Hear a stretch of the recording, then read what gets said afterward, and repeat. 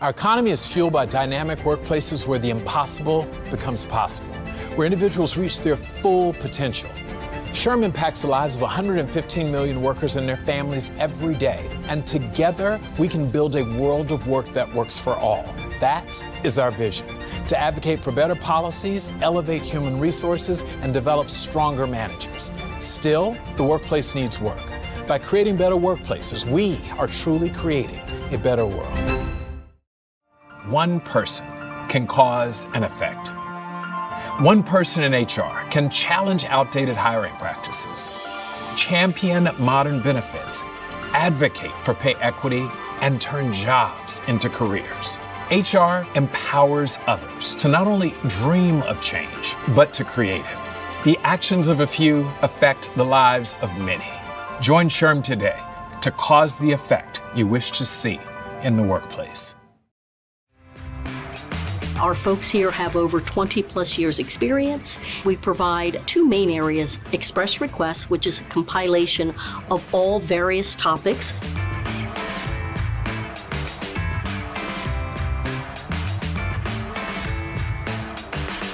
You can actually save a lot of time by asking one of our advisors to do some research for you, to bounce off an idea, to find out latest current employer practices. We talk about every topic imaginable under the umbrella of human resources. Among the most popular would be the Family and Medical Leave Act, the exemption status, questions about the salary basis. The questions go on and on. We could talk about many more of them. And if you want to do that, don't forget one of the prime benefits of being a SHRM member, the HR Knowledge Center.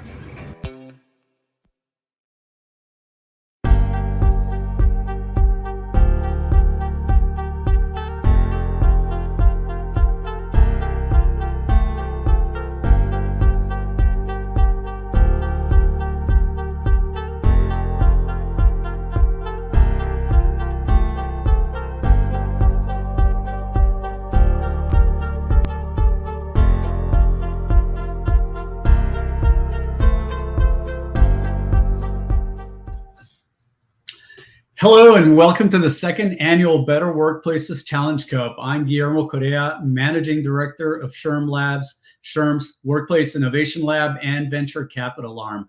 Thank you for joining us at the first semifinals of this year's competition. Before we get going, a very special thanks to, and this is a long list, I gotta warn you, NYC SHRM, DC SHRM, Pittsburgh HR Association, SHRM Atlanta, HR Tampa, Indy SHRM, Chicago SHRM, Austin SHRM, San Diego SHRM, and last but not least, SHRM NorCal, who co-hosted first rounds of this competition. We couldn't have done it without you. Thank you very much for your support. So given the state of our workplaces in the world today, this year's competition continues to be just as timely as last year's. Remote work, the skills shortage, mental health, and the great resignation are driving the workplace to new heights of innovation.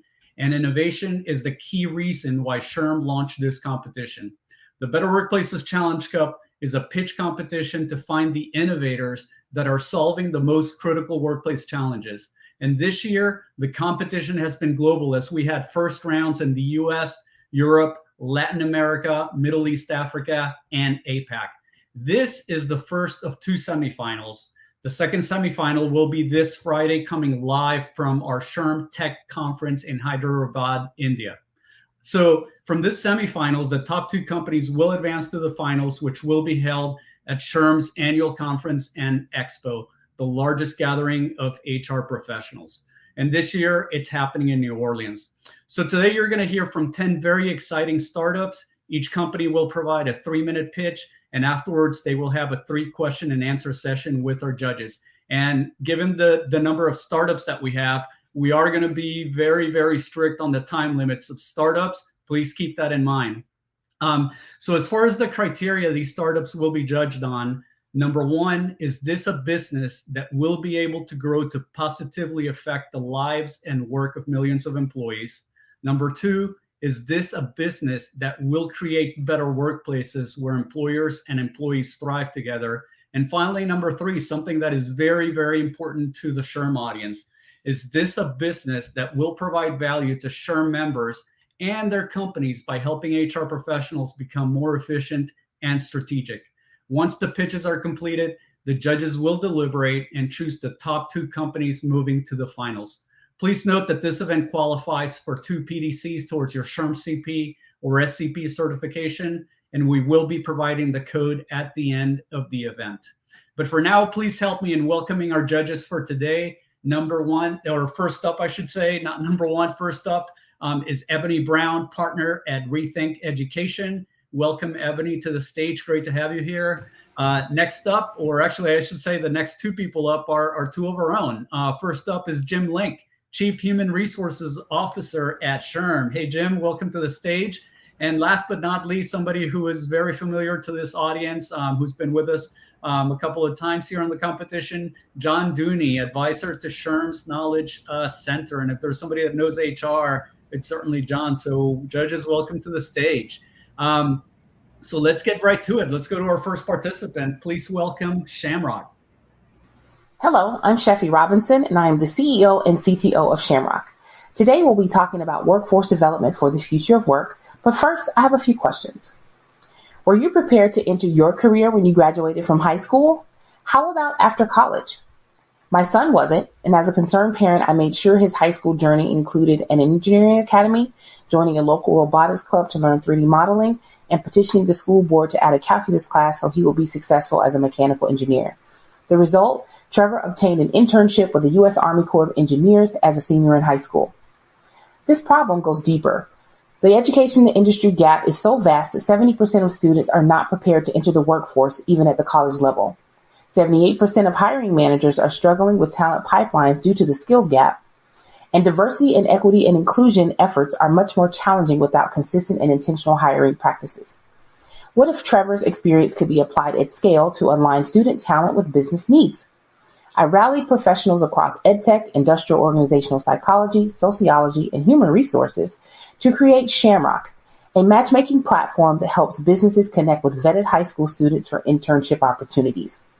We do this by helping the student explore potential careers that meet their goals for their future, train students in their career paths to gain knowledge and certifications in high-growth industries, prepare students for the workforce with resume assistance, mock interviews, and career counseling, then manage the engagement of businesses with students in project-based internships for short-term staffing.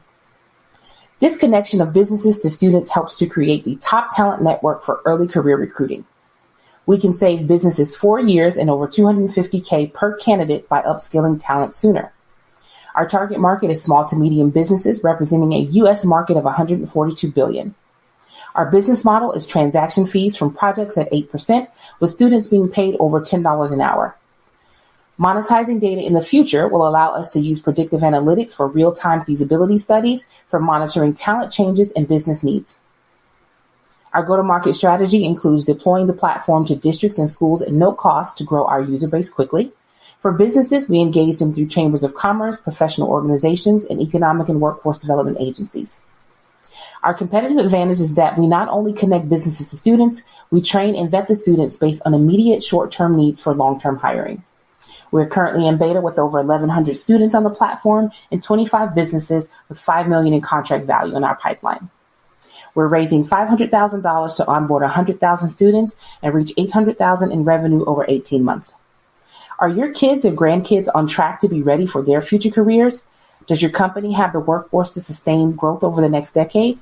If you can't answer yes to both questions, you should work with us. We are Shamrock, your talent matchmaker for the future of work. All right, welcome to the stage, Chefy. And to get us going with this Q&A session, Ebony, first question over to you. Yes, great presentation, Chefy. A question I have is around incentives for employers to reach this talent pool versus maybe going to college students or later.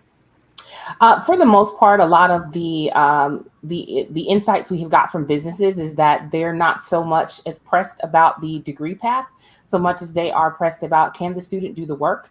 Is the student feasible to their long-term strategy as far as hiring? And what that looks like as far as how much training they have to apply to that student.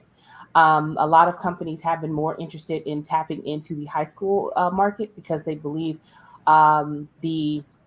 their minds haven't necessarily been made up yet. So there's a lot of availability for a company to make a huge impact and train a student kind of more into their company culture before they've, gotten a lot of different expectations from college. All right. Next question over to Jim. Hey, Chefy, nice work. Very, very proud of what you're trying to do out there. You have got a big, hairy goal you're trying to accomplish there. Thank you so much. Quick question. You're welcome, ma'am. Quick question for you related to completion rates for students who go into your programming. So obviously the skills gaps there. So I can imagine businesses are probably clamoring to get to these students. My question is, when a student enters your platform, how quickly can they then get through the program, and what is the drop-off rates that you see for students who enter? So right now we're trending at about 70% retention. So that's about a good 30% of drop-off. A student could actually be ready to go on the platform within about a week or two. The courses that are on there are short enough to interact with how the next generation kind of interacts with material, but long enough where they're actually learning something. So that helps them to get through the material fast enough before they get bored. The other part of that is if they do go into a project, we do provide on-demand project support through the entire process. So even if they do get stuck on something, we can provide assistance, whether it's a upskilling course within the midst of that, or even a professional that can assist that student. Thank you. All right. And last question over to you, John. Thank you. Chefy, I think this is a great product because it's easy for HR professionals to access talent that's somewhat vetted and somewhat not just sort of off the streets, so to speak. It's also easier to not have to go to many different schools to get that kind of person, just go to one stop like yours. So in terms of the training that you're giving them, is it basic Excel, or what is the kind of skill set? I would say, well, by going to Chefy's organization, by going to Shamrock, that this will be a better candidate for certain types of skills. Are there key skills? Yes, it goes far past the typical employability with Microsoft Office. We go deep into teaching HubSpot marketing automation. We also have courses for WordPress, basic software development skills. So it's all about the skill sets that businesses are needing at an immediate level, not just employable enough to show up and take a space, but to be a valid member of that team and provide actual expertise. Great, thank you. Thanks. Right. Excellent. Thank you very much, Chefy. And while the judges write down some notes, how can attendees find out more about Shamrock? Sure. You can find us online, shamrock.com. No O. A leprechaun stole our O and he won't give it back. So SHRMLabs.com. And you can also reach us on LinkedIn. Okay, fantastic. Thank you so much for being here. Thank All right, you. let's go on to our second participant. Next up, we have Chessy. Hey all, my name is Tobey. I'm the co-founder and CEO of Chessy, and our vision is to create the most inclusive workplaces on earth. Let's jump right in. So the problem, simply put, companies are really struggling to retain their diverse talent. It's a $16 billion a year problem, and I think by now we're all familiar with the Great Resignation, right? Companies have these internal solutions to counter the retention issue called employee resource groups. And the problem for them right now is that they don't actually have a way to demonstrate the ROI of these groups. They don't know how impactful the groups actually are. So that is where we come in. We are an end-to-end solution for helping companies manage their employee resource groups. We give them a solution to track things like budget, membership, expenses, events, etc., so they can know how impactful the groups are being and make more strategic decisions about what needs to change within the groups. So I actually give an example from one of our current customers, Chegg, the textbook rental company. They came to us. They didn't have any idea who was a member of our group. They didn't know how much they were spending. They didn't have a way to track engagement. And now with Chessy, they have a single serve platform. It's chegg.chessy.co that any employee can log into with single sign-on, check which groups they want that are available, and join whatever groups they want. And then on the back end, right, the DEI team, the ERG leaders, they can quickly and seamlessly access the important data about their groups, right? Who's a member of what? How many women do we have in our women's group versus allies? How much did we spend on the last happy hour event that we had 2 weeks ago, and how many people actually attended? We give them a platform to track all of that seamlessly and without any effort, just to be more efficient with their data. So business model, we are a B2B SaaS company. We charge a monthly subscription fee billed annually to our partners. It starts at $500 a month and works its way up based on the size of the company. And our pricing is based on comparisons to similar HR and people ops productivity tools in the market. So the metrics and roadmap, we are really focused right now on product development. We're learning every day from our customers, learning what they need to make their ERGs more impactful. We've had some success so far, so we've only been at it for about 6 months, but we have MRR of 6,000. We've been able to sign some great customers so far, including Chegg, like I just mentioned, but also the NBA, Ripple, Lime Scooters, Branch Metrics. We have a couple other companies in this similar size and brand recognition that we're also talking to right now. So we're really excited about what the future holds, especially as we continue to build out our products and build out some of the integrations just to make our employer partners even more efficient with their time and their planning for ERGs. Lastly, as a team, Chessy is actually the Igbo word for reflect. We started the company together, my sister and I. We are first generation Nigerian immigrants. We did a lot of self-reflection when we wanted to start our company, and we just believe that companies need to do their own kind of self-reflection to figure out if the work that they're doing for DEI is having the impact that they want it to have. I think more than anything else, we are the best people to solve this problem because we felt it ourselves, and we know firsthand how many people, how the millions of people that have felt like they don't belong in the workplace, like they're the only Black person, the only woman in the workplace. We know what it takes to make them feel like they belong, and we know the impact that can have for companies as they try to retain their talent. So again, my name is Tobey Egbuna. I'm the co-founder and CEO of Chessy, and I would love to open it up to any questions now. Hey, Tobey, welcome to the stage. And for this round, Jim, you want to go ahead and get us started? I will. Hi, Tobey. Nice work. Thank you for addressing a major concern that's out there. I do have a question after watching your video that was put together related to your target audience. When you're thinking about this product and its future evolution, do you view your target audience as actually being the employees in the organization, or do you think your target audience is actually the companies, or both? Can you describe for me who you're really after? Yeah, are you asking like who we're trying to get on the sales calls? Yeah. Who at the end, when it's all said and done, do you think this will be more of an employee-centric tool or a company-centric tool? Yeah. I think it is an employee-centric tool, and again, we focus on employee resource groups. The employee resource groups, when run properly, are employee-driven. And they're, like, for example, part of our process for someone actually joining an ERG is that they tell the leadership team, how they want to be engaged as a member, right? Do they want to be brought in for recruiting events or do they want to help plan events? And they also tell them what they're interested in, kind of getting out of joining the ERG. Are they looking for mentorship or recruiting opportunities or networking opportunities, things like that. Our entire platform is based on helping the individual employee feel like they belong by connecting with other people that identify similarly with them, just kind of creating a safe space for them.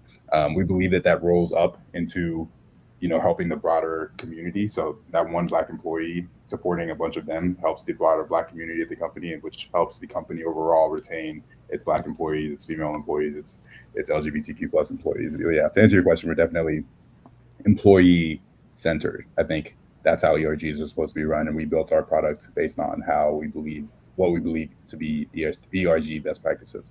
All right. Thank you, Tobey. Appreciate you. Yep. Next question over to John. Thanks, Guillermo. And Tobey, the question I have really is, in terms of the outcome measures that you mentioned that there's a return on investment, is it more of you collect different activities that are going on and money spent on certain activities, and then I'm trying to see how that really works with any outcomes. How's that return on investment kind of calculated? Yeah. And good question. Oh, sorry, did I cut you off? No, that's what I'm looking for. Yeah. We firmly believe that people, and we don't have the data or the statement to be able to prove this definitively just yet, but we firmly believe that people that participate in effective ERGs are more likely to stay at your company. So our goal is to be able to show a company that, people that are in your ERGs, by connecting to your HR system, to your single sign-on system, et cetera, people that are in your ERGs are, 20%, 30%, 40% more likely to stay at your company for 2 years than people that aren't, right? And then that data along with, the amount of money that they spent on all their events this year, the number of people that they have in all their ERGs, the segmentation of their membership between, the product department and their engineering departments, giving them all that data helps demonstrate their ROI. But the primary proof point that we're going to have, I believe, is that statement I just mentioned. People in ERGs are X% more likely to stay at your company for a year, for 2 years, than people that are not. That's what I would demonstrate as ROI, because we're focusing on the retention problem. Okay, thank you. Last question over to Ebony. Yes, and my question kind of builds on John's question of just anecdotally, kind of what have you seen so far? And I'm thinking more as far as like, have you seen an increase enrollment in some of the ERG groups? Are you kind of looking at NPS? Has that increased? For just thinking directly how you're thinking about measuring. Yeah, it's tough now because we're actually yet to talk to a company that actually has like an existing system for this, so there's not necessarily even a baseline for comparison. The initial points that we kind of gather are like, actually, like, how much time are you spending on your employee resource groups currently versus how much you're spending once Chessy is introduced, right? Just focusing on making them more efficient. But so Chegg, our first customer, they were actually planning on hiring a part-time employee to do the job of our software, right? And then they purchased a subscription, and now they don't need that because they have a one platform to manage everything, to help them schedule events, et cetera. So it's saving them whatever the cost of that part-time employee would have been.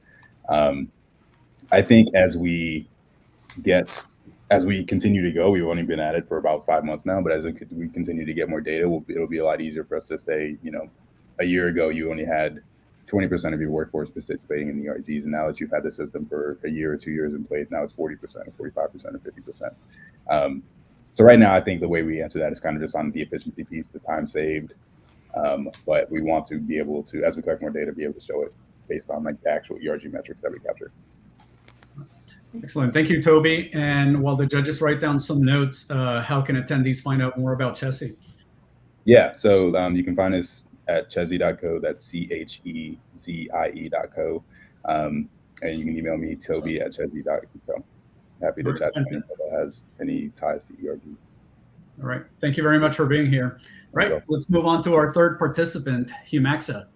I'm Carolyn Peer, the CEO and co-founder of Hugh Maxwell. Today, I'd like to introduce you to Max, our AI assistant that speaks anonymously with employees about tough workplace topics, offers immediate help while gathering insights for the employer. I'm sure you're sick of hearing about the Great Resignation, but did you know that 38 million workers quit just in the United States last year? Why are people quitting? As it turns out, the reason people quit are as unique as people themselves. This is a case study from one of our clients. They rolled out an emerging leaders program. They did a great job of getting things going, but didn't do a great job of communicating the program itself. Their employees started wondering things like, why wasn't I chosen? What are the requirements? Do I need my manager's approval? These are the kind of questions that could cause a person to want to leave. Fortunately, they were running Max. In this example, I want to talk to Max about the Emerging Leaders Program and my professional development. Max says, bots have lots of options to grow professionally. I always looked up to those popular bots that work for those big tech companies. But what about you? How do you feel about your professional development here at this organization?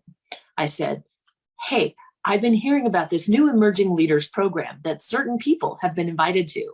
And I have a lot of questions. How can I apply? What are the requirements? And Max says, I could take you to our SharePoint site that has all the information about our Emerging Leaders Program. Would you like me to take you there now? As an admin, Max will warn you about issues before they become issues to begin with. Our client feedback tells the whole story. They're far more likely to respond to Max than any type of survey.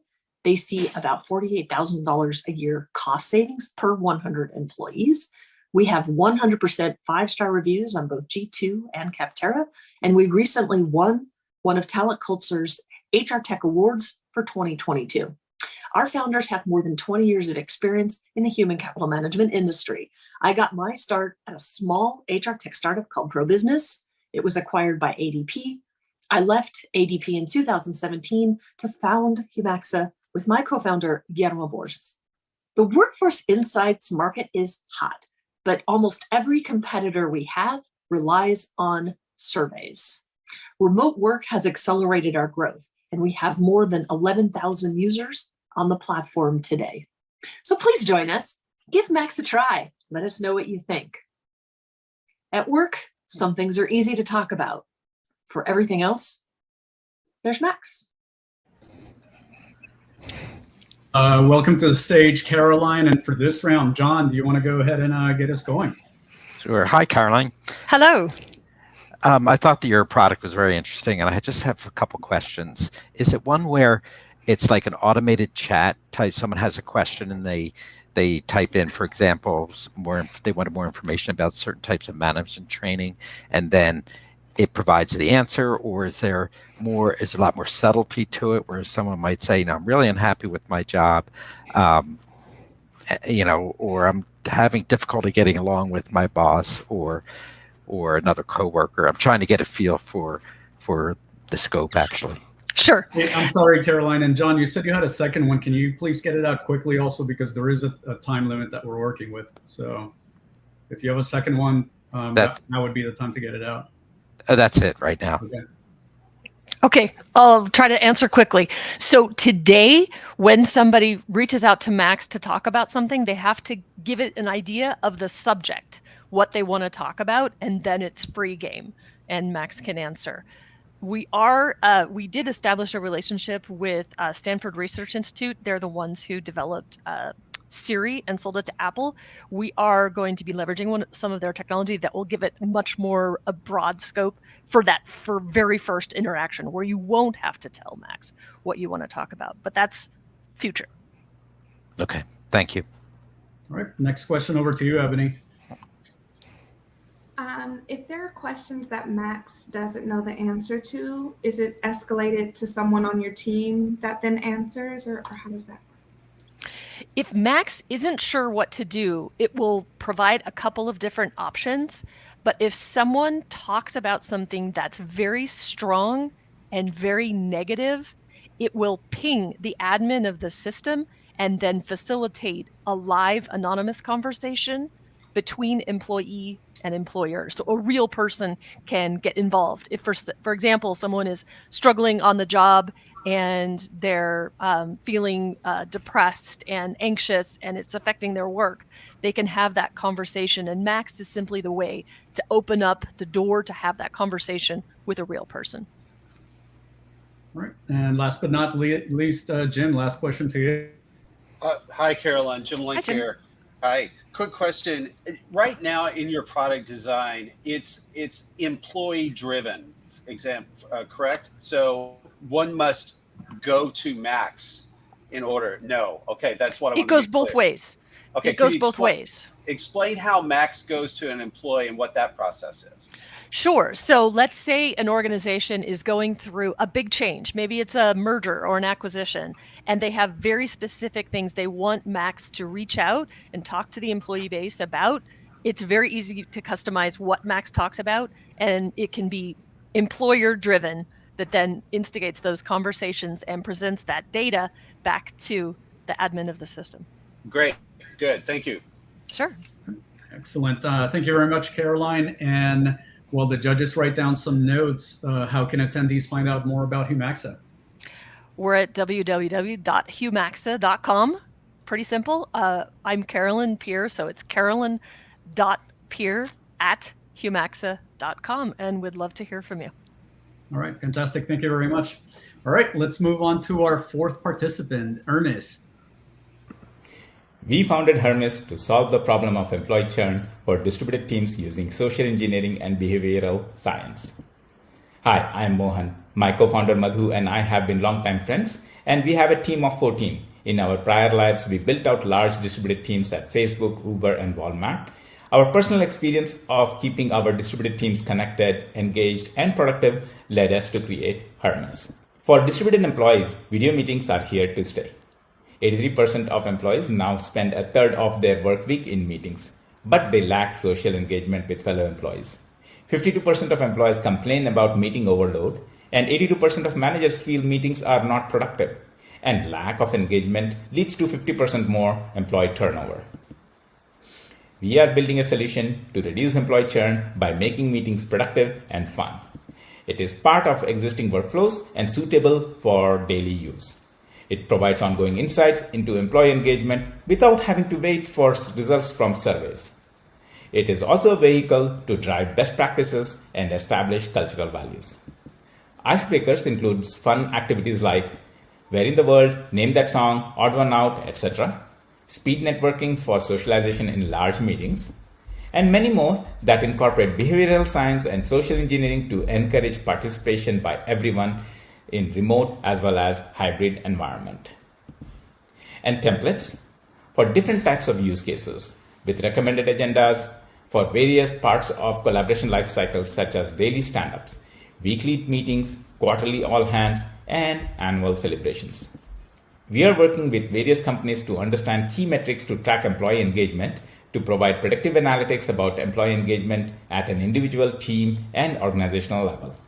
Hermes has already been used for 1.95 million minutes by over 143,000 users for an impressive 24 minutes per session, with over 20 customers that are large enterprises and fast growth startups.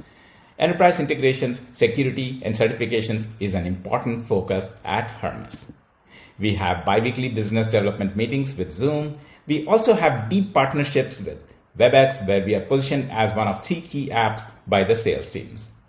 And we are building deep partnerships with partner sales at Hopin. We are a young startup with seed funding from Array Ventures, TrueBlue Partners, and Zoom Apps Fund with healthy traction and efficient capital management.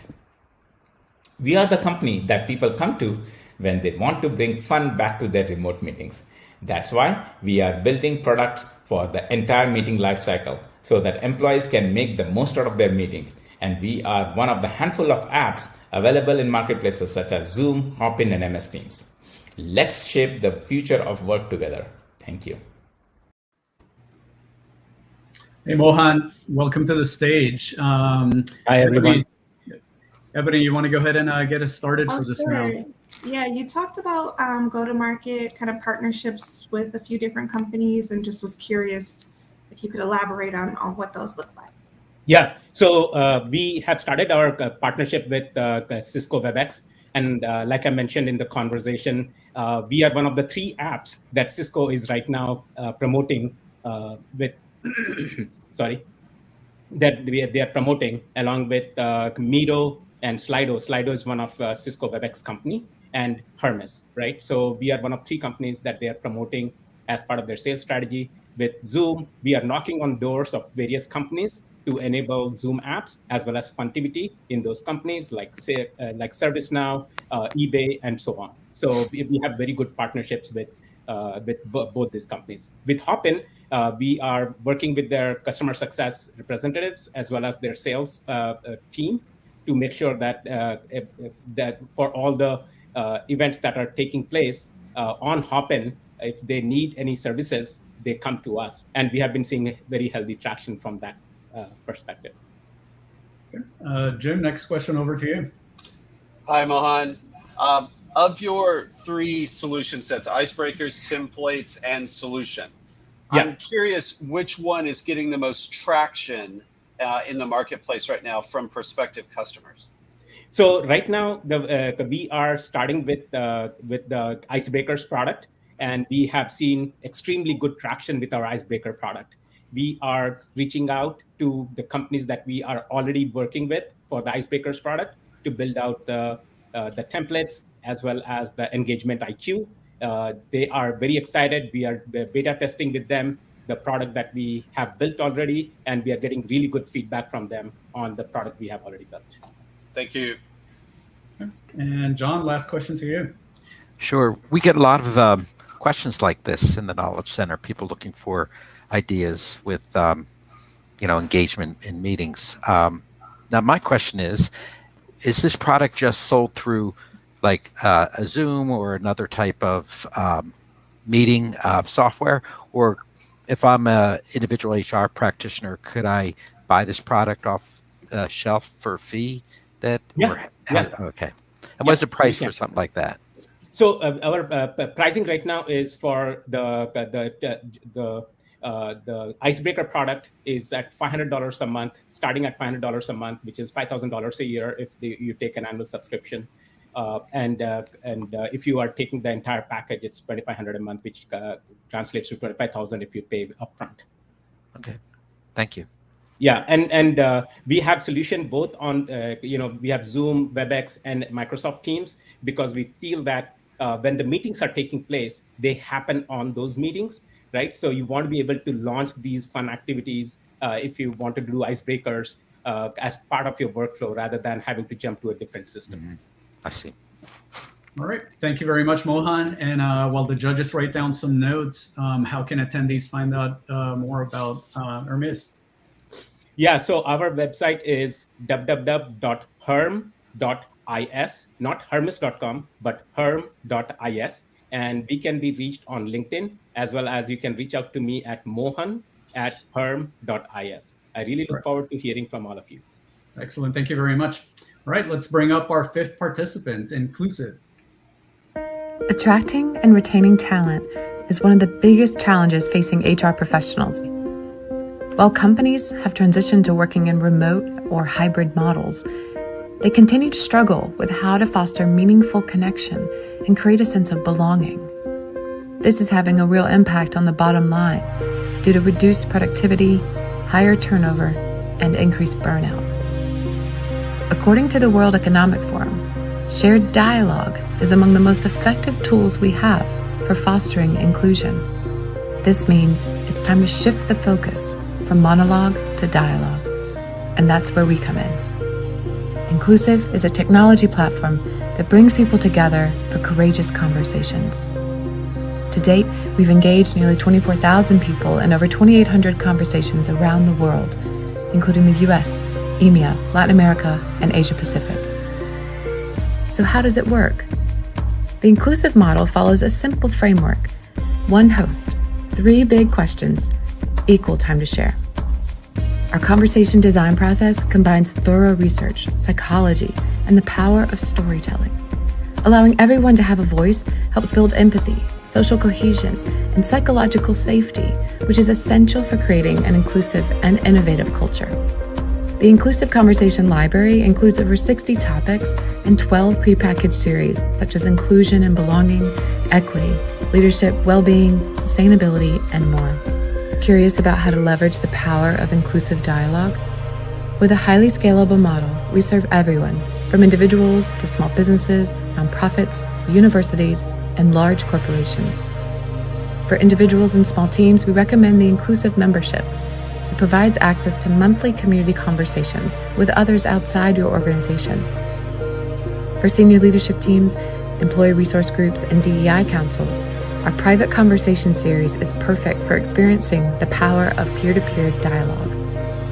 And for organizations ready to scale courageous conversations, our host training curriculum allows anyone within the organization to learn the art of conversation and build the skills and confidence to host these discussions internally. And our Inclusive Conversation platform provides a scalable solution that includes host training, content subscription, playbooks and strategies, and the ability to capture valuable data, actions, and stories from participants. So if you're looking to foster meaningful connection, create a sense of belonging, and give everyone a role in facilitating culture change, then we're here to help. It's time that we talk. It's time to be inclusive.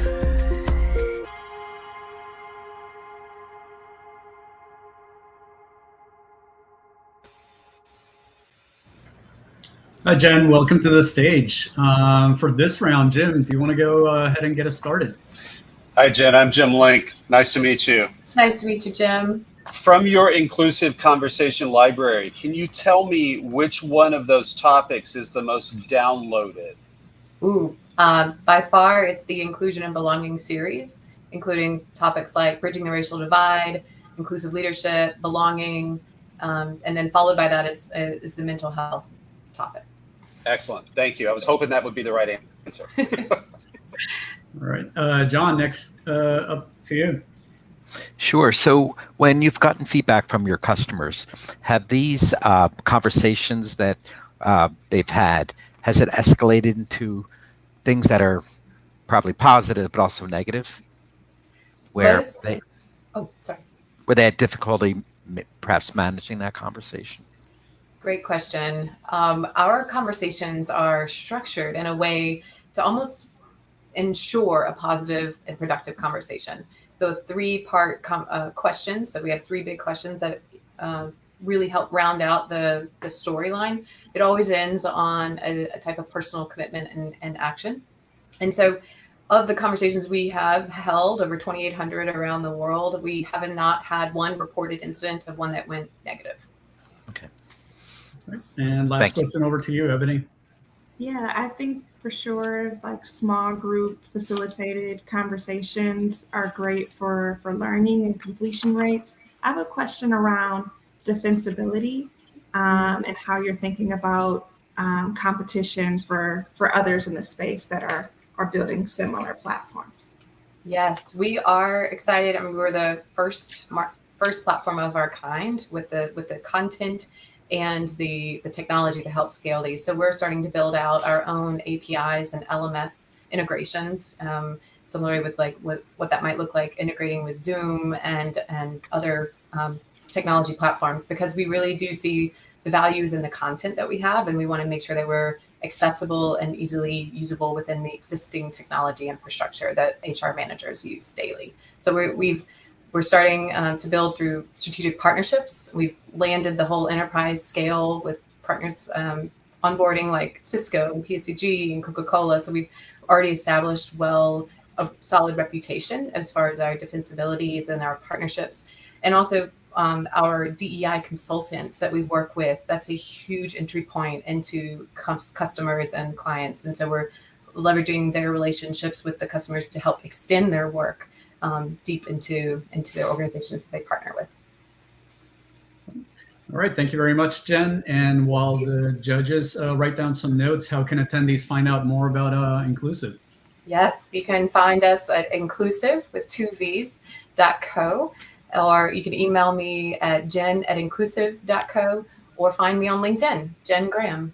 All right, excellent. Thank you very much for being here. Thank you. All right, and that actually, we're halfway through our pitches. So now we're going to take a short 5-minute break, and then we will continue shortly with our 6th participant. So hang tight, folks.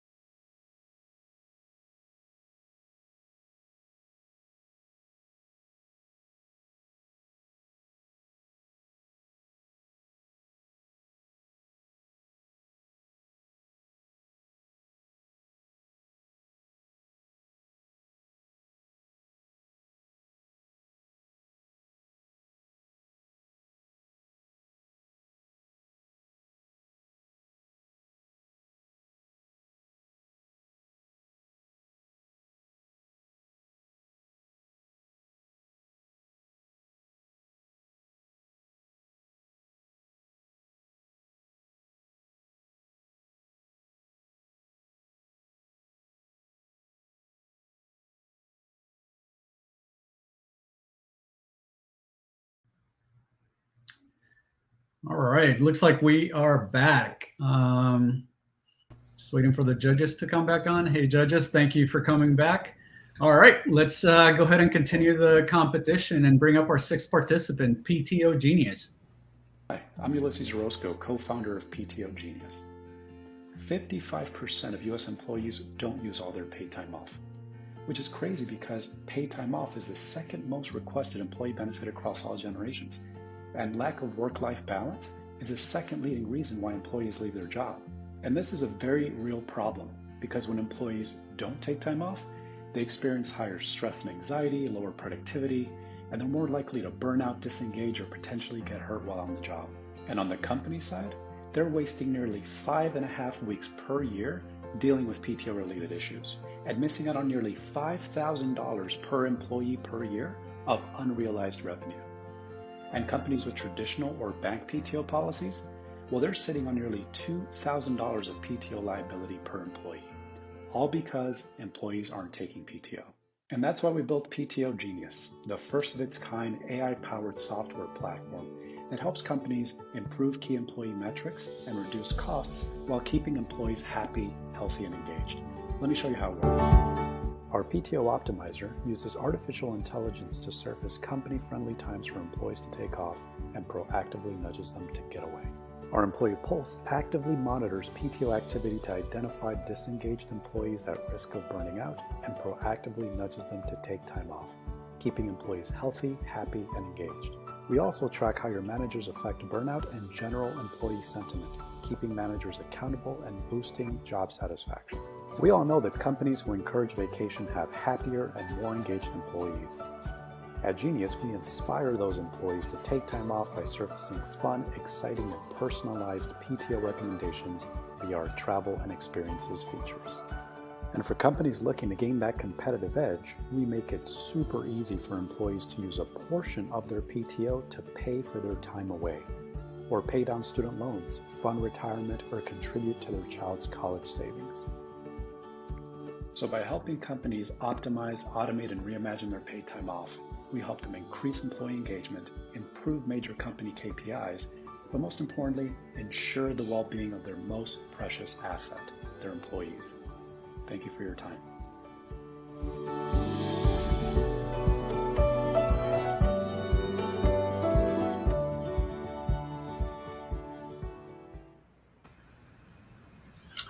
All right, welcome to the stage, Alesis. And for this round, John, do you want to go ahead and get us started? Sure. Thank you very much for that presentation. Give me 1 second, John. I'm sorry. Is Alesis, are you there? Can you hear us? Yeah, I can hear you. Okay, because your screen was blank. We couldn't see you. Just wanted to make sure. Go ahead, John. Sorry about that. Sure. So that I understand, there are two parts to this. One is for the employee to engage the system that you provide. And then the other part is the results for managers to look at PTO for their team or that type of thing, correct? Well, there's actually three sides. There's the two that you mentioned. Well, actually, there's the employee side, there's the manager side, and the company side, and it all kind of trickles down. So from the company side, we're helping them figure out burnout, diversity, equity, and inclusion challenges, engagement, churn, things like that. Managerial level, it kind of zooms into what their base is doing. Okay, and what measure do you use for burnout?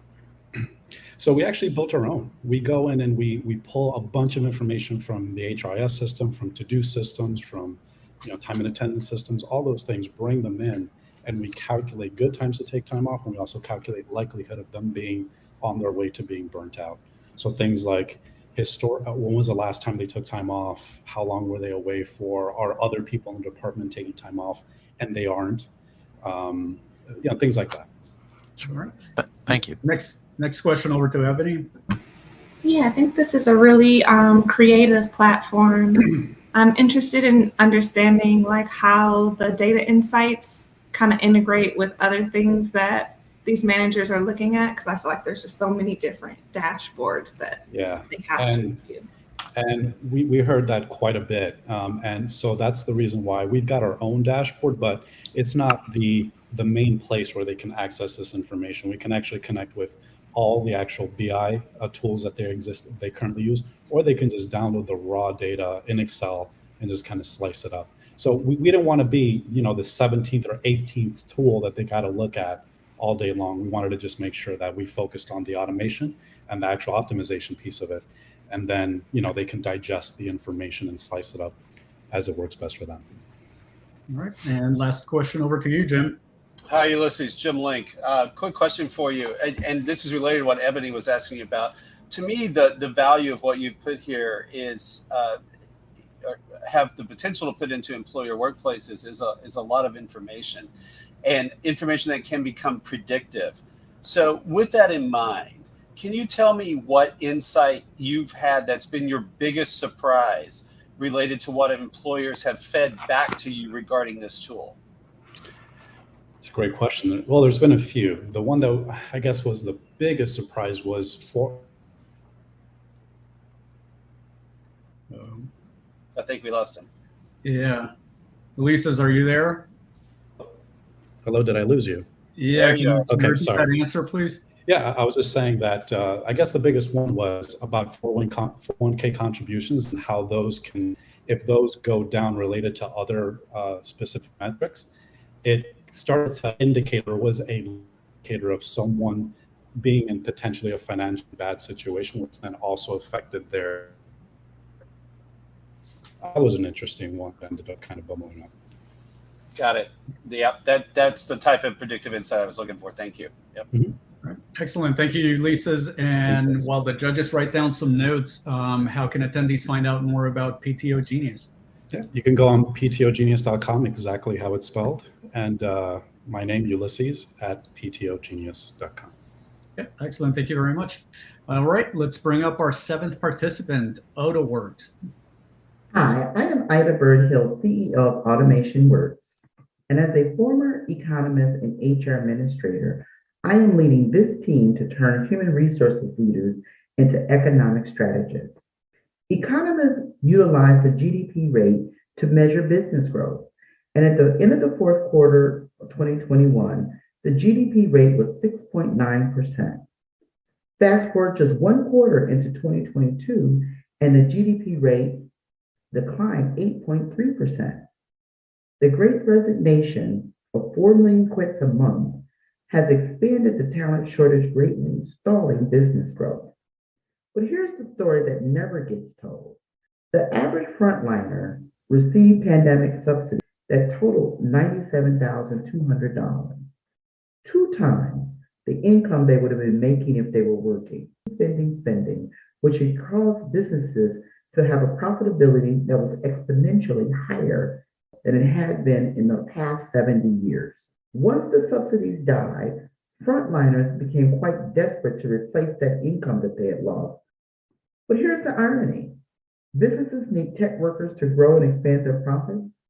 Frontliners need tech jobs to get the high wages. And tech reskilling could solve this problem.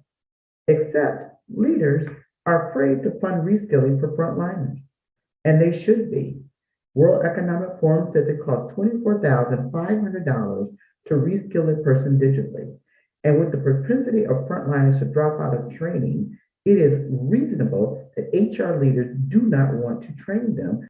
We have created the Life Culture app and have been utilizing it since 2017 to determine frontliners' motivation, culture, and grit to complete post-secondary training.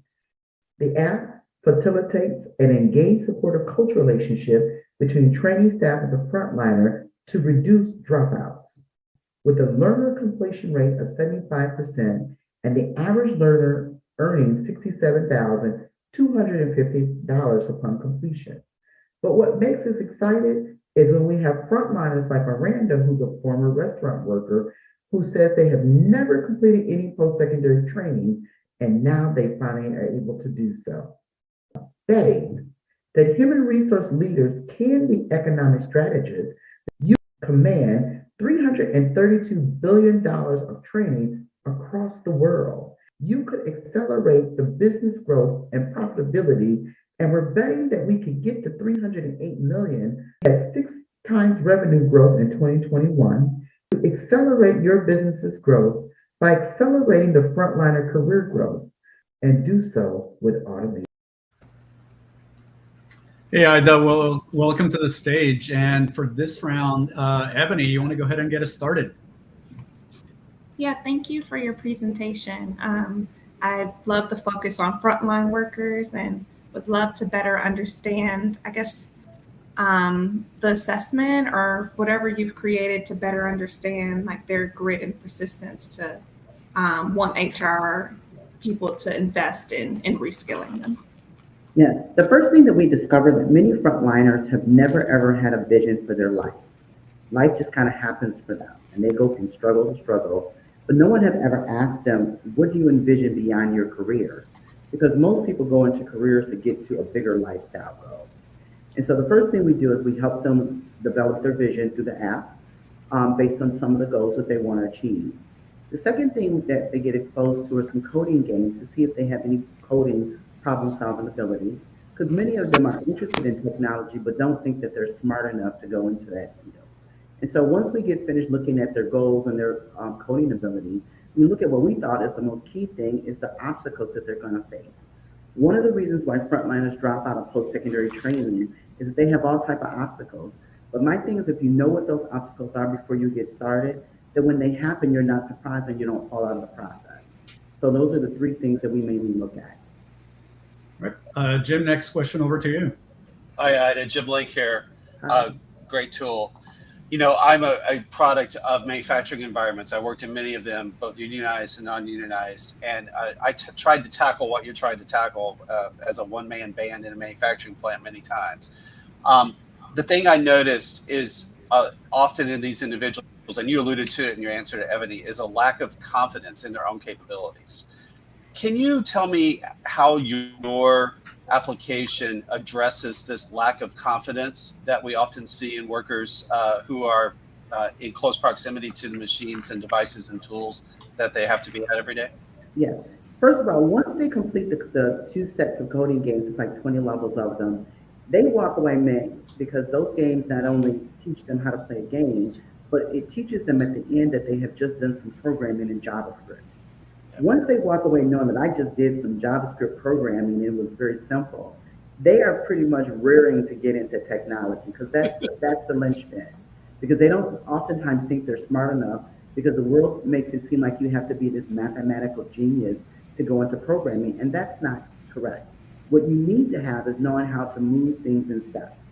And so the game moves them through levels and steps of programming so that they can see that you do have that ability to be a programmer. Now let's go get the training to make that happen. Okay. And last question over to you, John.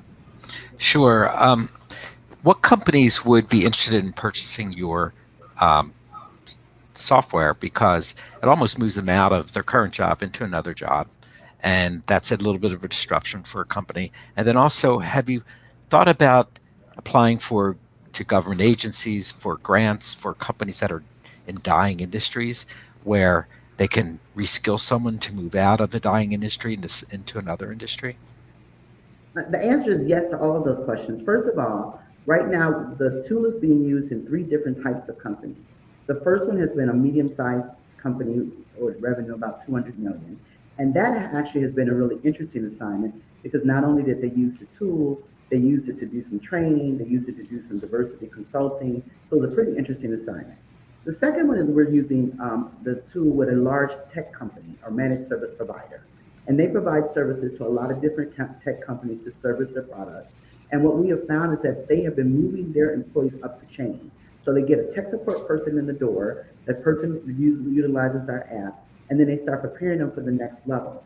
And so while they are moving from one job to the next, the way that they look at it is that they always have a big pool of people coming in for tech support. The issue is getting them up the chain for more skills. And so they're using them to move them up that chain, which is what it's actually designed for. The third place that it's been designed for is for workforce development. Currently, we serve Detroit workforce development, or Detroit at Work as we call it here locally. And what we're doing is retooling all sorts of individuals, people who've been laid off in the restaurant industry, people who've been laid off in the manufacturing industry, people who are changing jobs, just all type of changes that they're going through. And then we use that as an admissions tool for those individuals. They take the admissions tool, we get to see what their vision is like, we get to see where they're going and potential obstacles, and we utilize those insights to keep them engaged because they are kind of a difficult population because they're going through a lot of life struggles because economically that kind of impedes their growth. But what we've been using the tool is that we've been sending them reminders and motivation and coaching through the tool to keep them engaged till they're finished. And so we utilize them in those 3 different settings. Right, excellent. Thank you very much, Ida. And while the judges write down some notes, how can attendees find out more about AutoWorks? You can go to our website, and that's autoworks.org, and that's AUTOWORKZ.org. Okay, excellent. Thank you very much for being here. All right, let's bring up our 8th participant, Pilot. I'm Ben Brooks, the founder and CEO of Pilot. We're thrilled to compete in SHRM's Better Workplaces Challenge Cup. I love HR and I love the space that we're in. I'm a former senior vice president of HR, put my life savings into founding Pilot with the mission that everyone feels powerful at work. As a coach, I love helping people fulfill their potential, and we are really proud to be one of very few HR tech businesses that is LGBT owned. What is Pilot? It's an amazing 6-month employee development program that I'm going to tell you a whole lot more about. The 6 parts include employee reflection with powerful questions, manager feedback about the future, not the past, a supportive peer community, group coaching that challenges employees to change their behavior in the real world, executive firesides to decode those unwritten rules of work, and of course the measurement and management to make HR succeed in rolling out, sustaining, improving these programs. Our shared development plan covers the 80-20 of what most employees need developmentally to feel more powerful at work, whether that's thinking and acting like a leader, managing their focus and their time, taking ownership for their manager relationship, or even describing how they like to work with their fellow colleagues. Now, our product is clean, it's easy, it's modern, it's fresh. There's no learning curve for employees. The focus is all about them and their development, and it works on any IT environment and on any form factor. Now, we're a growing business, and in doing so, we want to build something that can be scalable. We've got customers like Nestle, MetLife, Diageo, S&P Global, Thomson Reuters, names you've heard of, as well as SMBs and small businesses around the world. We've won the HR Tech Product of the Year award, as well as a recent award for DEI innovation.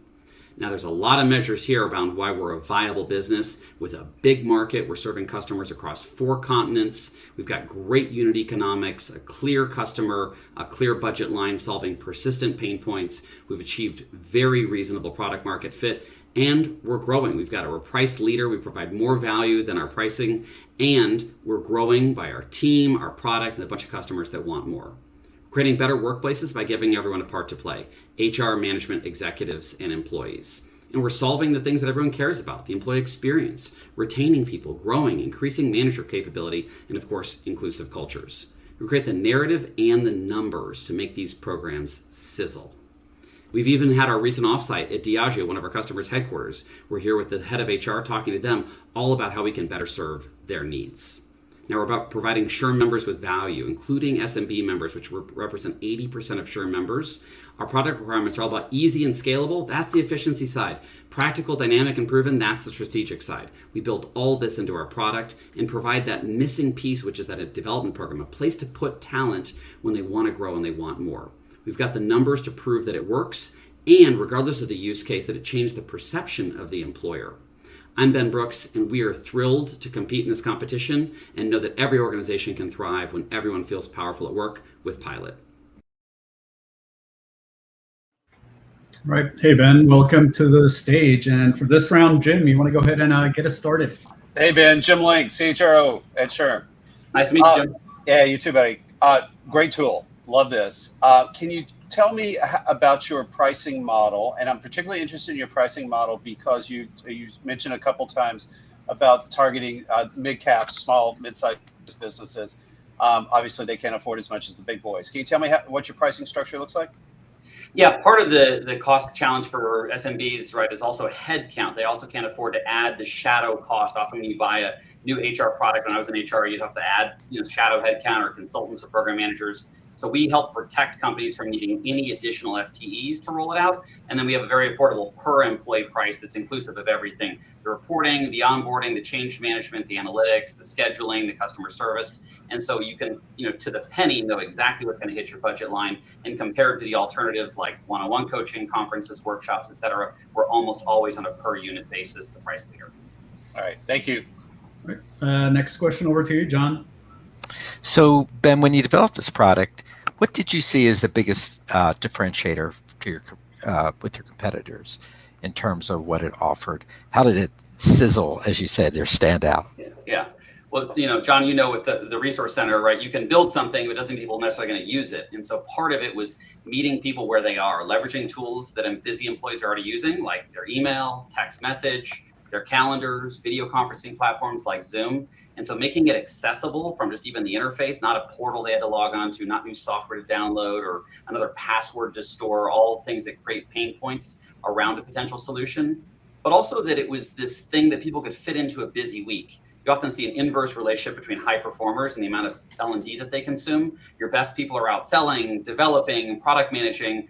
And so you really want to find something that can fit into the busy work and life of a working parent, a traveling salesperson, someone in a billable hour environment, someone maybe in a manufacturing or services facility. And so I think the practical kind of doability, we talk about the artful balance of wanting a high impact, but also having it be easy and consolidated. And so I think that when you want, where you want approach, but with the nudge and the synchronous and asynchronous combined, it's really, John, probably a combination of all the modalities, but in such a reasonable, we measure everything in the number of minutes per stakeholder. And we are obsessive about editing out anything that violates the amount of minutes that we need from each person because we're so empathetic and sensitive to the busy professional. All right. And last question over to you, Ebony. Yeah, hi, Ben. Just had we kind of breezed really quickly through the outcome slide. So just curious of what you've seen so far for ROI and increasing these leaders within these organizations. Well, I know, Ebony, in your past experience funding various companies, you got to look at the impact, the ROI, and that's a key thing for anyone investing, especially increased HR budgets. So obviously there's, do the participants use the program and do they like it? We measure CSAT of every single interaction on the platform, but more importantly, are they growing, right? Did the program to achieve the development objectives, both the employee self-reported and the manager observed? Does it change the perception of the employer? Does the employee think that they're going to work there in 2 years' time? Does that change? Do they feel supported to grow their career? Are they receiving adequate feedback? The kind of things that often show up in engagement interviews with low scores or exit interviews with high attrition. We're solving the opposite of those things. And our customers are tracking in their HCMs like Workday, the promotion rates, they're tracking the retention, they're tracking the engagement, the internal fill rate, and a variety of other metrics, and they can look and separate out kind of non-pilot program employees versus those who've gone through pilot and are seeing a compelling result. And that's why they're asking to expand the programs before their next budget cycle. Most of our customers are going out and sort of finding the money because the ROI is so clear. And one of the things we know that HR is starved for data, and it's been a way for our customers to bring our compelling reports and our analytics to engage the C-suite. We often have a program readout involve the CEO or the COO or the CFO, groups of people who typically don't get that into the weeds of HR data and programs, but because we start with data, we're speaking their language, which makes HR in a much more strategic seat, which is a big priority of SHRM members. Excellent. Thank you very much, Ben. And while the judges write down some notes, how can attendees find out more about Pilot? Well, we're at www.pilot.coach, C-O-A-C-H, because we've got coaching on our platform. Very findable on Google. Love to add everyone on LinkedIn. We're Pilot_Inc. on Twitter and Instagram, and I'm Ben Brooks NY on Twitter and Instagram, as well as ben@pilot.coach. My team is on LinkedIn Live right now. They're in the chat, so if you'd like to connect with any of them. But whether you are looking to check out our product or just need other resources in the HR field broadly, we want to be a resource and create long-term relationships. So thanks, Guillermo, for hosting this. We've had a great experience. All right, excellent. Thank you very much. All right, let's bring up our 9th participant, Skylight. Hi, I'm Inez, and I'm one of the co-founders of Skylight, where we're building a digital Sherpa for your team's health and well-being. Workplace toxicity and burnout have become rampant, with 10 times more workers leaving their jobs due to toxic work culture rather than compensation. Overwork is also common, with 2 in 3 managers worrying that their employees are overworking. And 77% of companies are going remote or hybrid, but many have not adapted their workplaces. And yet current workplace well-being tools fall incredibly short. 1, they need to focus on the team. 2, they need new data sources that reduce the burden and improve accuracy, and they need to use personalized action bias to move beyond insights. We imagine a world in which every team is empowered to own their well-being, build resilience, and shield themselves from burnout. Our solution is a personalized digital compass for building your team's well-being based on research and machine learning. How does it work? The product uses a 4-part process that starts with measurement, where we use baselining and pulses that include self-report, natural language processing, and voice data. 2, we push teams towards learning with digitalized content on the 4 pillars of resilience and resources for teams and team leads. Thirdly, we push towards action taking through simple personalized action plans. And finally, we reward habit and norm changes through gamification. We've had immediate and long-term impact already with high participation in our diagnostic and engagement beyond 30 days and extremely fast impact of our work with teams seeing change as quickly as 2 weeks and seeing a reduction in burnout of 47% over 3 months. Why does our approach resonate with teams? For 3 reasons. 1, we empower teams to act quickly. 2, we reduce the burden of data collection. And 3, we improve gamification to reward positive behavior. But we've also resonated with HR leaders, and that's because we allow them to have a continuous pulse on real-time metrics that impact their bottom line. We also support them in caring at scale because HR leaders cannot be everywhere at once. And finally, we improve ROI, especially for benefits and training. We are already trusted team health experts, as you can see by the brands we've already worked with, and we have big plans for traction in our projections with 3x our revenue in 2021 and continuing this trajectory in 2022. This seems plausible given that we've already had 12 innovative companies sign up for our beta of our 2.0 version and another 50 in the pipeline after only 6 weeks of recruitment. We have big plans for 2022 across sales, product, team, and fundraising, hitting 1 million in sales, integrating with 2 significant team tools, and raising our seed round of funding. We are the right team to crack this with my background in operations and product from McKinsey and Stanford, my co-founder's subject matter expertise, where she's worked in this area for 20 years, and the technological background from our founding CTO, who's already exited 2 companies. We hope you join us in empowering teams to own and act on their team health data. You are only as strong as your weakest team. All right, welcome to the stage, Ines, and thank you for being here. For this round, John, you want to go ahead and get us started? Sure. Thank you, Inez. So to understand your product, where do you, a little bit better, you're collecting data from various sources, and do folks feel a little, feel that maybe their data is being compromised or it's not as confidential enough, or who sees it, that type of thing? Is there resistance to that when you're trying to sell your product into organizations? Hey, Ines, you're on mute right now. Thank you. No, for sure. So yes, definitely. That's something that's top of mind for people, especially in this era of kind of information being gathered on all sides. We deal with this in a couple of ways. The first one is we only work with teams of 4 or more people. And so we can really show that aggregation of data protects people and their individual data. So they're the only ones that can see their own individual data, but it's aggregated at the team level. And that's why we don't work with teams that are smaller than 4. So that's one way that we protect it. The second way is we actually collect things like vocal biomarkers only with the consent of the people that are giving us that data. And we do not record through means like Zoom or other integrations at this point. So this is what people are volunteering in terms of information. And they know that they're getting more value from the data because of what they're providing. And so it's kind of insights versus how much data you provide. No, you went on mute again, by the way. Oh, sorry. They don't have to engage in the vocal biomarker data if they don't want to. Okay. Thank you. Ebony, next question over to you. Is this an app that people download? And also kind of tangential, thinking about the data collection, are you collecting it through surveys or how are you obtaining the information? Yeah, so in terms of how we're collecting it, so this is actually all done through the Skylight platform, although we are integrating with Slack in order to meet teams where they're working on a day-to-day basis and integrate more closely with their day-to-day.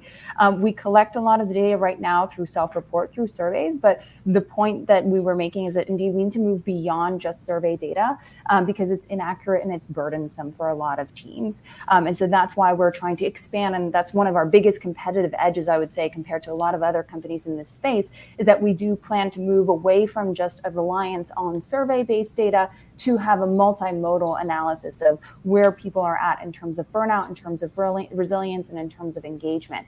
And that allows us to have a much more accurate picture and to have that data at much less burden on the user and on the employee as well.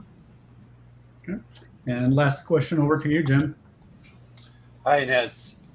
What are employers learning about their employees, their workplaces, et cetera, that they did not know prior to implementing Skylight? That's an excellent question. And I think it's one of the things that I'm most proud about with regards to Skylight, because the insights that we gather are so unique. So one of the things that we hear so often from HR leaders and team leads is that, we do millions of surveys and we have all these millions of lines of data, but we never know what to do about them. And so with Skylight, we're actually able to not only understand the insights, but actually act on them. And some of the insights that I think have resonated the most, or the things that they've gotten the most insight into, are where are there hotbeds of burnout within our organization, and how do we support those managers and those teams more effectively. That's one big insight that we've seen time and time again.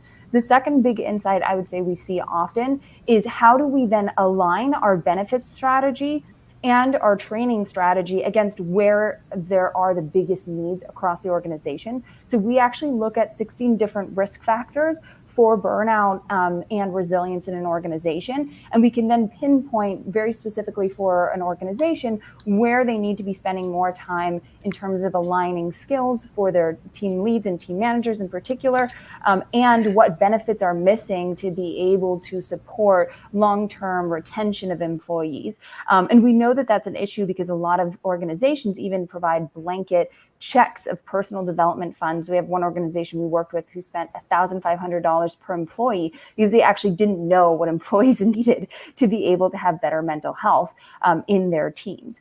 So it's really an ability to gain insights into where there are hotbeds, understanding how there can be organizational change, and then also being able to delegate at the team level what needs to happen and do action taking at that level. All right, excellent. Thank you very much, Inez. And while the judges write down some notes, how can attendees find out more about Skylight?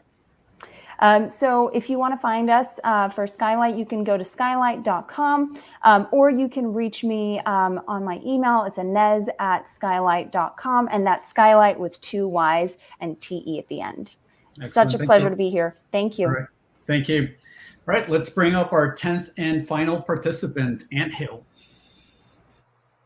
Hi, I'm Muriel Clausen from Anthill, a two-way support portal for the deskless workforce. We all understand how dramatically work changed in 2020. Overnight, suddenly, it felt like every person in the world started working from home. Or did they? About 2.5 billion people, or 80% of the global workforce, never worked from home, and they probably never will, because their jobs do not happen at desks or computers. These workers are in our stores, in our fulfillment centers, and on our highways. They are the deskless workforce. These workers are critical, yet deskless workers often feel invisible and disposable. Deskless employees need to do things like access pay, to flag safety issues, to request time off, and to be considered for promotion, just like anybody else. The current systems were designed for knowledge workers. How do you provide scalable support to a workforce that often doesn't have email, doesn't use computer, and typically won't download or use an app on their phone? This is why we built Anthill, a two-way support portal for the deskless workforce. Anthill is delivered through the most inclusive technology out there, text messaging. With machine learning, our platform opens up access to software, replies to FAQs, translates into over 110 languages, predicts turnover, and populates employee job data automatically. It's like a 24/7 help desk through a technology they already use. Since 7 years ago, when I met my co-founder, Young Jae Kim, in our PhD program, we've been working on helping deskless employees. We spent years advising companies on solutions, but never found software that was specifically developed for the needs of this workforce. So we built it with what is now a team of 34 with deep ties to this community, former factory workers and first-generation college graduates who understand the people we've built this product for. Users love Anthill with an over 95% subscriber rate. Across thousands of active users, the most common message sent across Anthill is thank you. Companies love it too, saving an average of 5 hours a day per ops or HR leader, increasing adoption of software they're already paying for, scaling their employee listening program, and reducing expensive turnover. In the words of one of our users, "Oh, cool, somebody cared enough to help." If you want to help make the future of work better for the deskless workforce, join us. We would love to partner with you. Thank you so much. All right. Hey, Muriel, welcome to the stage. And for this round, Ebony, you want to go ahead and get us started? Hi, Muriel.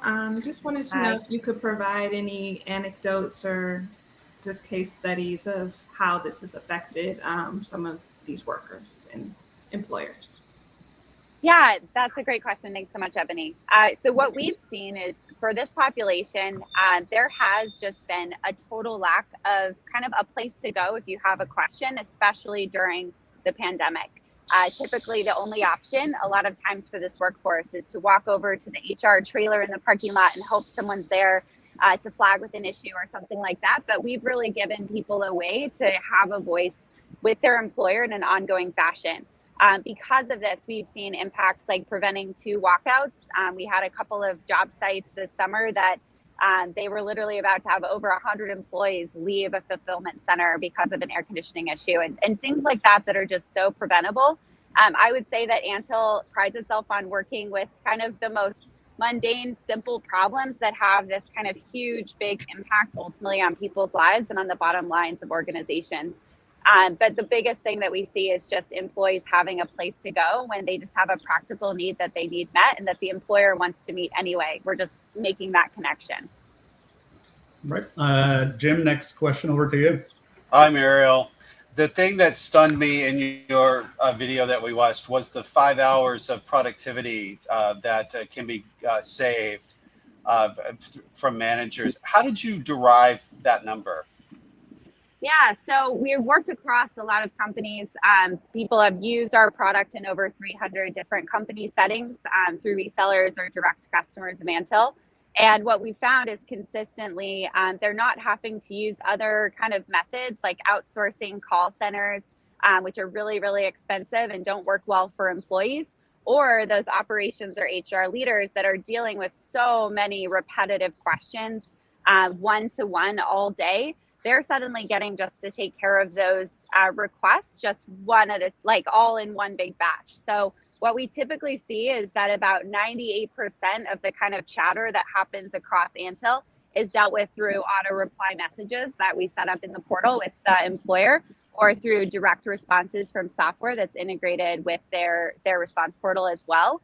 Otherwise, you're dealing with kind of those little requests that you want to see anyway as an HR leader. Those are your safety incidents or those folks that are really at high risk of turnover, the people you actually want to talk to. So we try to make it that all the repetitive, where's my W-2 questions are dealt with, and then you can actually have those really high weighty conversations with the other employees that you need to have. Thanks. Last question over to you, John. Sure. Thank you, Muriel. I understand that you mentioned how it reduces turnover. Is it reducing turnover because there's just a better overall connection and feedback they're getting overall, or is there something else that's more specific that you think is causing the reduced turnover? Yeah, I love this question. So back when Young J. Kim and I, my co-founder and I, were in graduate school, our first publication was called Who Are These Workers Anyway? We were looking at the populations of workers represented in HR research over the last 2 decades. And what we found is less than 2% of studies ever included deskless workers, but they make up over 80% of the workforce. So a lot of the times when we say, oh, this is the reason a workforce is going to turn over, we're actually talking about the reasons that accountants, HR professionals, computer scientists turn over, not deskless workers. So we built this to really address specifically this population. And the number one reason a deskless worker turns over is in the first 90 days, the job wasn't what they expected. they weren't able to get basic kind of needs addressed, or they weren't able to have any kind of schedule flexibility. So our program we do with companies is very focused on those first 90 days. Day 0, making sure you're not getting ghosted, which is a growing problem right now. HR leaders, I'm sure, are experiencing that.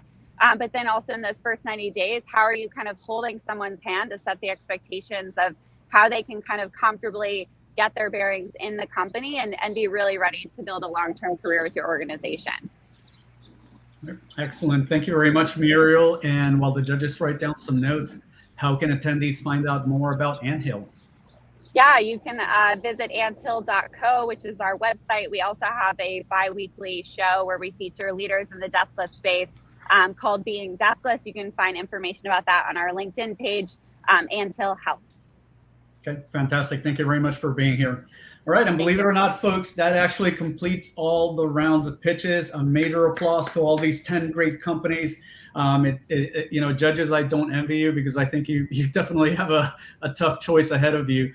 So now the judges and I are actually going to go into a separate Zoom, and we're going to be, well, they're going to be deliberating on the companies that you just saw. We do have some great information that we are going to be sharing with you. So I hope you enjoy it, and hang tight. We will be back shortly with you. It's probably going to take, I'm guessing, about 15 minutes for us to get back to you. All right. So hang tight, enjoy the information. Judges, I'll see you on the Zoom in a second. All right. Thank you very much. We are standing on the precipice of a new future. Never before have so many workplace challenges been present. But with each challenge comes opportunity. A chance to disrupt what was and create what will be. Now, more than ever, the time is now for HR to lead workplace innovation. And innovation is the key reason why SHRM launched the first ever Better Workplaces Challenge Cup. Earlier this year, we put out a call for workplace innovators solving the most pressing workplace challenges. Over 150 teams of entrepreneurs answered the call and competed in 17 local rounds that were co-hosted with SHRM chapters nationwide.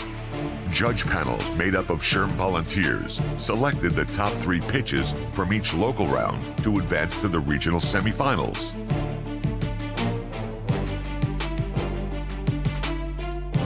The 5 regional winners competed in the finals event held at this year's annual conference. Innovation, at the end of the day, is critical if we intend to reset, rethink, reimagine HR. Ladies and gentlemen, Mr. Damon John. Thank you all for being here. Thank you all for being in HR. From all of these impressive presentations, only 2 innovators remain. The 2 finalists will be Simba, and the next one is Compt. And the winner of SHRM's 2021 and first ever Better Workplaces Challenge Cup is Compt. Oh my God.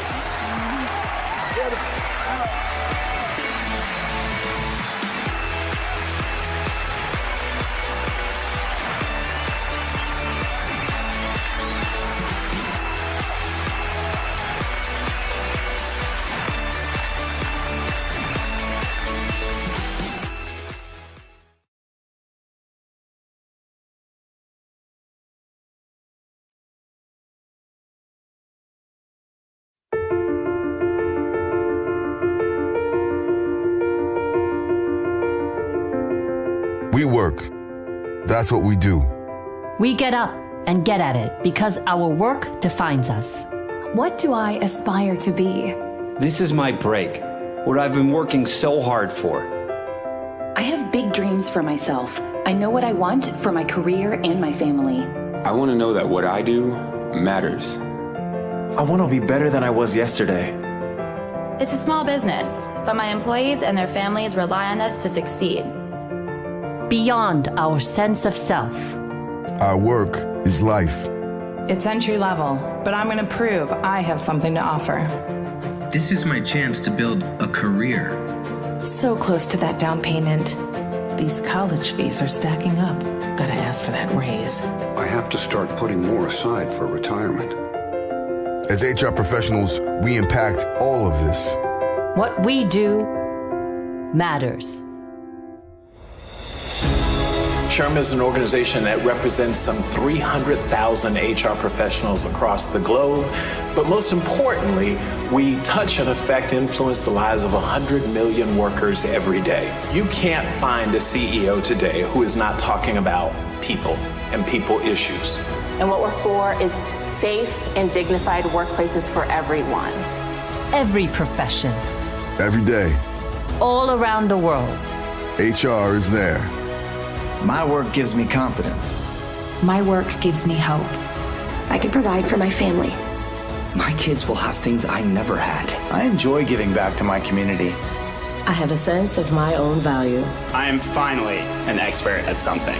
I want to instill a work ethic in my kids. Take care of my folks. I want to make a contribution to this world. I love HR. It's the most human profession. My work gives me purpose. My role in HR gives me pride. HR matters. HR is an opportunity to change lives. What kind of world will you create?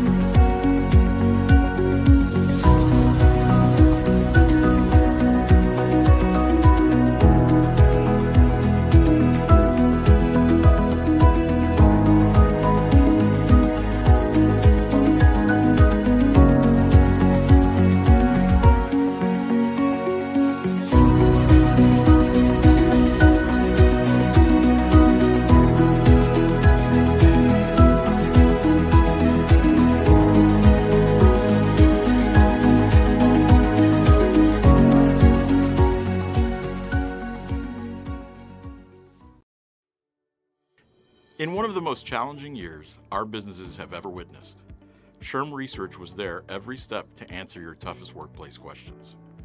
This was possible because SHRM members like you provided real-time insights to our team of researchers.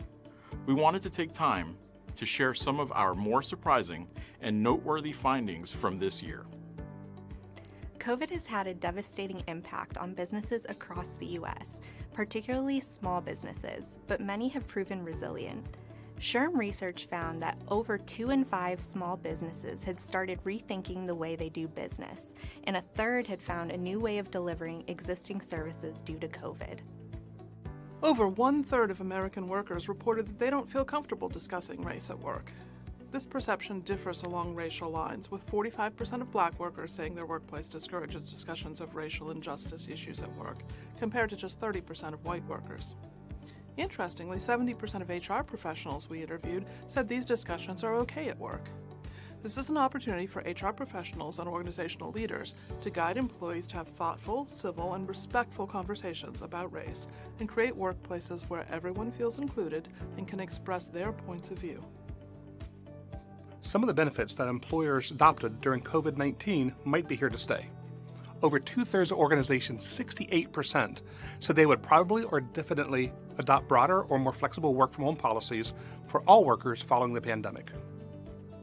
So much of this timely body of research wouldn't be possible without our members who share their everyday lived experiences at work. By participating in future studies, you can continue to help SHRM answer the most pressing questions that impact work, workers, and workplaces across the globe.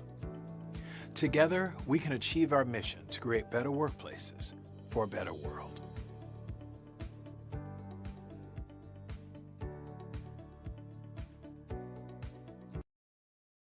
Now that she's a manager, she's wondering, exactly how do I manage? She'll acquire the skills and confidence she needs with PMQ from SHRM, a self-paced, interactive, and entertaining learning journey. In every binge-worthy episode, managers face challenges, see the impact of their decisions, and test their growing skills with gamified assessments. Perform well, and they can earn the PMQ. Better managers create better workplaces. Pre-order SHRM's new People Manager qualification now.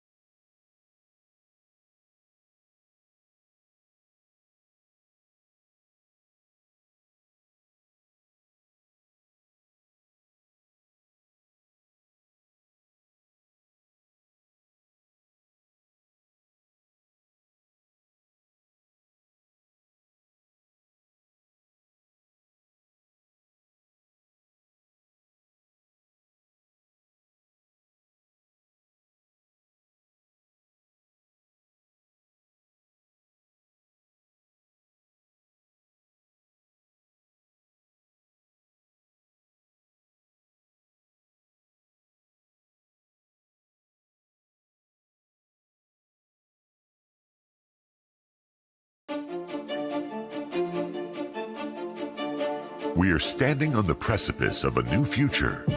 Never before have so many workplace challenges been present. But with each challenge comes opportunity. A chance to disrupt what was and create what will be. Now, more than ever, the time is now for HR to lead workplace innovation.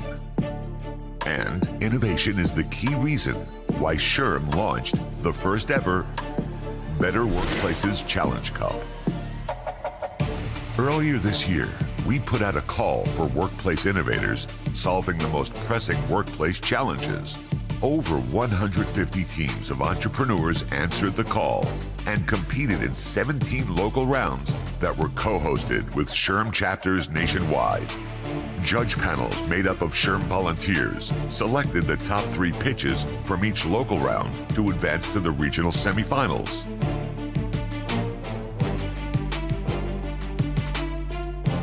The 5 regional winners competed in the finals event held at this year's annual conference.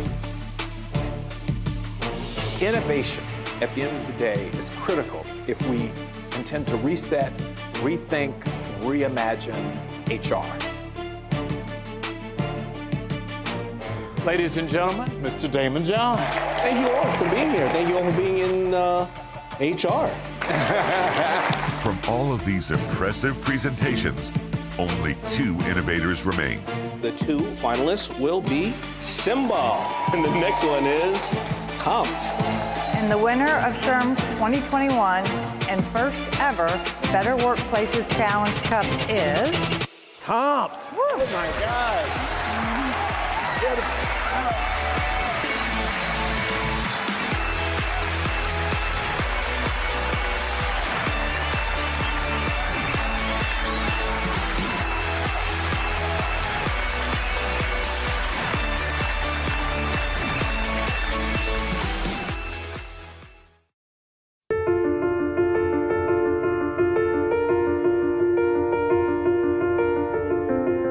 We work. That's what we do. We get up and get at it because our work defines us. What do I aspire to be? This is my break, what I've been working so hard for. I have big dreams for myself. I know what I want for my career and my family. I want to know that what I do matters. I want to be better than I was yesterday. It's a small business, but my employees and their families rely on us to succeed. Beyond our sense of self. Our work is life. It's entry level, but I'm going to prove I have something to offer. This is my chance to build a career. So close to that down payment. These college fees are stacking up. Gotta ask for that raise. I have to start putting more aside for retirement. As HR professionals, we impact all of this. What we do matters. SHRM is an organization that represents some 300,000 HR professionals across the globe. But most importantly, we touch and affect, influence the lives of 100 million workers every day. You can't find a CEO today who is not talking about people and people issues. And what we're for is safe and dignified workplaces for everyone. Every profession. Every day. All around the world. HR is there. My work gives me confidence. My work gives me hope. I can provide for my family. My kids will have things I never had. I enjoy giving back to my community. I have a sense of my own value. I am finally an expert at something. I want to instill a work ethic in my kids. Take care of my folks. I want to make a contribution to this world. I love HR. It's the most human profession. My work gives me purpose. My role in HR gives me pride. HR matters. HR is an opportunity to change lives. What kind of world will you create?